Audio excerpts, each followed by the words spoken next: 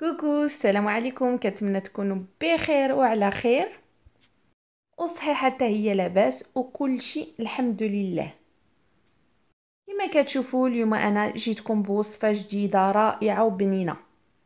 وصفه سهله في التحضير، عجين ناجح 100%، رطب كيجي كي القطن. فخوشمون هاد الوصفه ما غادي نهار غتجربوها ما تبقاوش تستغناو عليها. الخبيزات تقدروا تعمروا باي حشوه اللي بغيتو، هذا غير مثال غادي نعطيه لكم في الحشوه وديروا اللي بغيتو. اول حاجه غادي نبداو بها في هاد الوصفه هي الحشوه. غادي نحتاجو القرعه خضراء محكوكه اولا تيخروفين كل منطقه باش كتسميها، بصله مشلضه.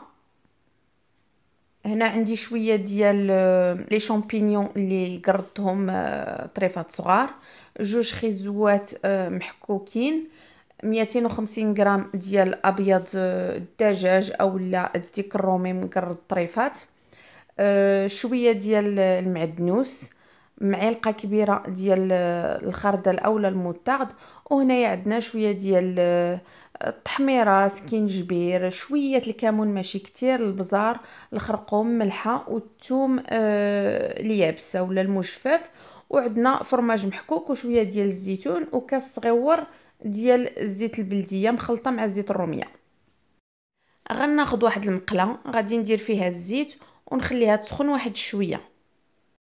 فوالا بعد ما الزيت ديالنا سخنات شويه غادي نزيدو عليها البصله وغادي نخليوها كتشحر على خاطرها. البصله كتبغي اللي يعطيها الوقت، حيت ملي كنطيبوها بالزربه فكنبقاو كنحسوا بها قاصحه شويه وكاين اللي ما كتعجبوش هكاك. ولا مره كنحركوها باش كاع البصله اللي عندنا في المقله غادي تشد لوين زوين وكلها كتشحر.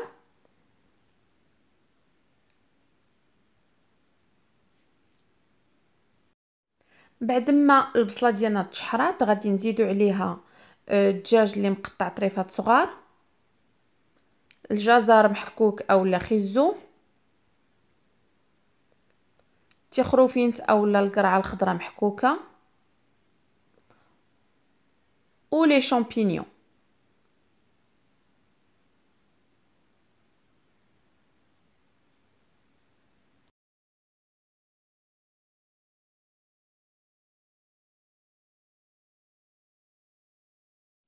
دابا غادي نزيد العطريه اولا القوام كل منطقه وكي كتسميها. اللي عنده هذوك الضويمات ديال البنه يا اما ديال المعدنوس اولا ديال الزعفران فحتى هما كيطلقوا واحد البنه زوينه يقدروا يزيدوها، سورتو هذيك ديال الزعفران. كنخلطوا مزيان هاد المقادير وكنزيد دابا لا موطارد اولا الخردل وكنخلط مزيان هاد العناصر هادو وكنخليه يطيب على خاطرو على نار مهيله باش ما نزيدو فيه لا ما لا والو. كنغطيوه والدجاج هو راه كيطلق داك الماء ديالو هو والخضره وكنخليوه يطيب على خاطرو. ولا مره كنطلعوا عليه كنشوفوا واش نشف ولا لا. اما بالنسبه اللي عندهم مقله كتحرق فضروري خصهم يطلعوا عليها مره ويحركوا باش ما يتلصقش لهم لتحت. فوالا هنا بعد ما كنشوف ان الخضره ديالي طابت والدجاج طاب يعني كنعري على المقله، ما كنبقاش نخلي ليها الغطاء باش هذاك الماء كله خصو يتبخر. يعني داك الماء ديال الخضره خاصو يتبخر، خاصو ينشف. خاص المقله كما كتشوفوا هنا كنشوفوا فيها غير الزيت، ما نبقاوش نشوفوا الماء، سينو ملي غنديروا على العجينه فالعجينه راه غادي تخسر لينا بهذاك الماء. يعني خص يكون هاد الحشوه ديالنا خصها تنشف نهائيا من الماء ديالها وتشحر مزيان.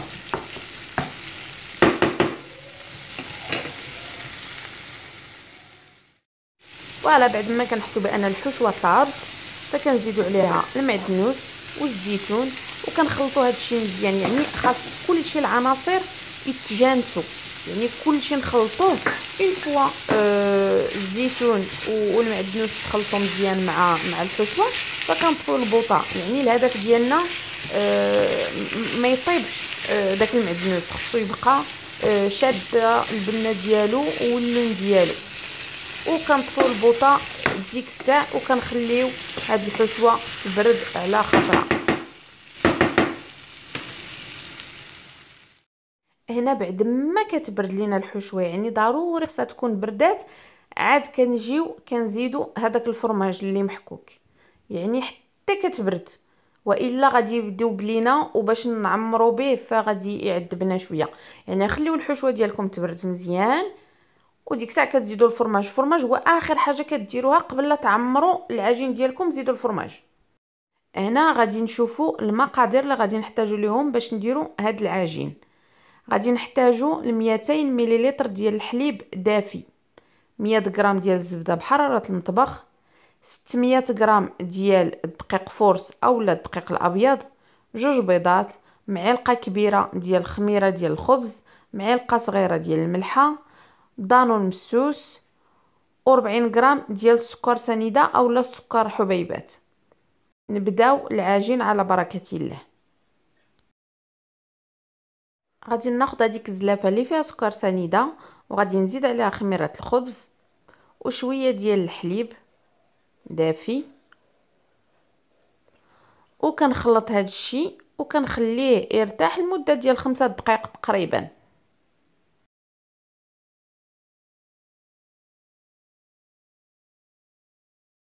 غادي ناخذ الاناء ديال العجانه ديالي اولا ديال الروبو، وغادي ندير فيه الدقيق،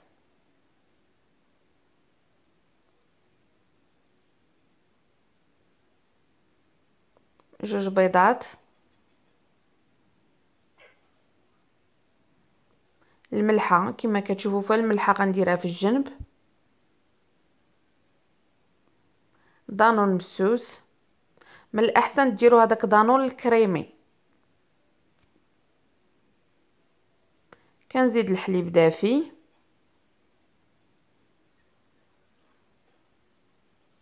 والخميره اللي خلطنا مع السكر، وهذا الشيء كله غنديروه في الروبو ديالي حتى كيتعجن لمده ديال 5 دقائق تقريبا. فوالا العجينه كتخرج بهذه الطريقه هذه. دابا غادي نزيدو عليها الزبده وغادي نرجعوها الروبو ديالنا ولا العجانه تعجن لمده ديال 10 دقائق. خاص الزبده ما نبقاوش نشوفوها في هذه العجينه نهائيا. كما كتشوفوا ها الزبده فهي تخلطات مزيان مع العجينه. خاصها ضروري تجانس معها باش ملي نطيبوها ما دير ليناش هذوك النبيلات في الخبز. دابا غادي نخليو هاد العجينه تخمر لمده تقريبا ديال ساعه. العجينه دابا فهي خمرات كما كتشوفوا ضعف الحجم ديالها. دابا غادي نشد العجين ديالي وغادي نعجنو شويه بيدي غير باش نحيد منه هذاك الكاس الخميره، ومن بعد غادي ندير كويرات متساويه، يعني عيني ميزاني. ديك الساعه غادي نحاول ندير كويرات اللي يكون عندهم نفس القياس، يعني الا درت كويره لقيتها كبيره نقص منها شويه حتى ندير كويرات بنفس القياس. اللي ما باش يخدم عينو ميزانو فهو يقدر يخدم هذاك الميزان ويديرهم في نفس القياس. انا هنا كما كتشوفوا فهما كويرات شويه كبار، يعني الخبيزات تبارك الله غادي يجيو شويه كبار بالنسبه لشي واحد اللي كياكل نيت. سينو اللي عنده الدراري الصغار ما كيبغيش هذاك الضياع، انا ما كنبغيش منين الخبيزه يعض منها شي واحد ويخليها. يعني بديتي خبز تكملها، ولا شتو وليداتكم راه ما غاديش يكملوا، فتقدروا ديروهم صغر من هكا فهما غادي يجيو زويونين وتيجيو حتى في الطبسيل تيجيو عامرين وباينين. انا كما شفتوا فانا كنحاول نجيب لهم نفس العبار هاد الكويرات. يعني منين كنلقى هذه كما هذه دابا فهي كانت شويه كبيره، انا نقصت شويه من العجينه حتى وكان غادي نكمل كاع هاد العجينه هذه اللي عندي. ومن بعد غادي نخليها ترتاح لمده 5 دقائق. غير من علاش 5 دقائق؟ ماشي باش تخمر، بالعكس غير باش ترخى شويه، باش منين نبدا كنطلقها شويه ما تبقاش ترجع ليا، يعني تبقى كتبعني وما ترجعش. هادشي علاش غادي نخليوها ترتاح واحد 5 دقائق.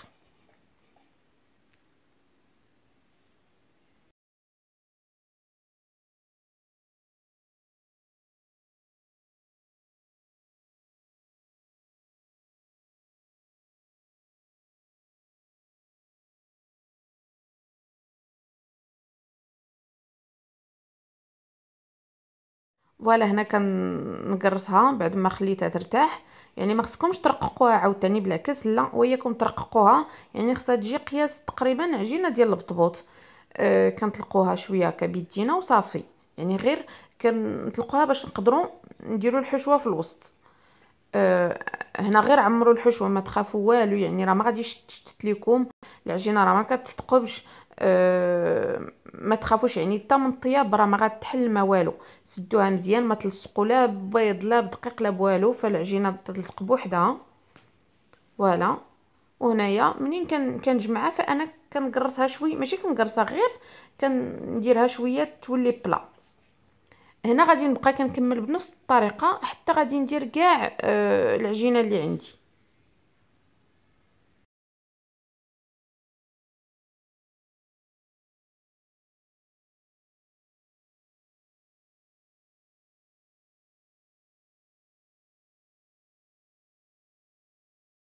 فوالا كما كتشوفوا، فانا هنا كملت كاع الخبيزات في الطعمار.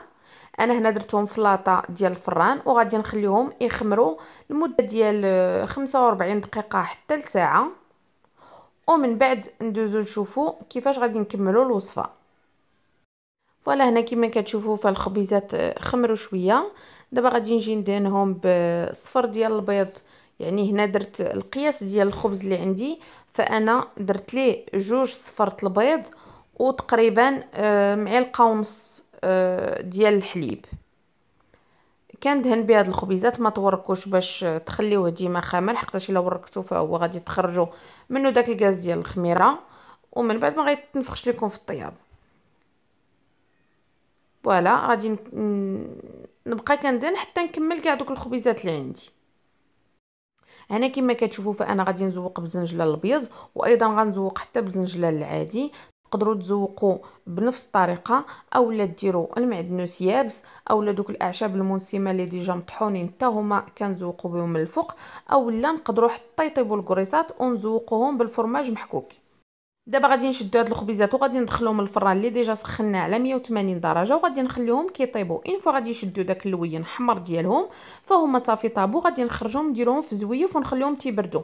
ضروري نديروهم في زويف الخبز، وياكم ديروهم في بلاستيكه حقاش غادي يعرقوا. فوالا الخبيزات ديالي بعد ما طابوا فهما كيجيو بهذا اللوين هذا، كيجيو بهذا الشكل هذا، فهما رطبين غزالين. فرانشمون جربوهم، راه ما غتندموش. بالنسبه للحشوه فانا فقط فكره اللي عطيتكم هذه. تقدروا تحتفظوا بنفس العجين. وبالنسبه للحشوه فتقدروا ديروا مثلا هذاك الفرماج ديال الدهن، فهو كيجي رائع. وتصغروا الخبيزات، يعني ديروهم صغر من هكا بفرماج الدهن من الداخل كيجيو غزال. فوالا انا هنا قطعت لكم الخبيزه باش تشوفوها كي كتجي من الداخل، فهي كتجي الحشوه رائعه، يعني كتجي عامره. داكشي علاش قبيله قلت لكم في اول الفيديو انكم عمروا زيدوا الحشوه، يعني خصها تجي مزيان عامره باش نحسوا اننا كناكلوا حتى ديك الحشوه من الداخل، ماشي غير الخبز. فكيجي رطبه، كتجي فرانشمون كتجي غزاله وبنينه. يعني في شهر رمضان يعني راه غادي تكون رائعه على مائده الافطار. كنتمنى الوصفه ديال اليوم تكون عجبتكم. ما تنساوش الاشتراك في القناه ديالي مع تفعيل الجرس، وكنضرب لكم موعد ان شاء الله في وصفه جديده، وكنقول لكم الى اللقاء.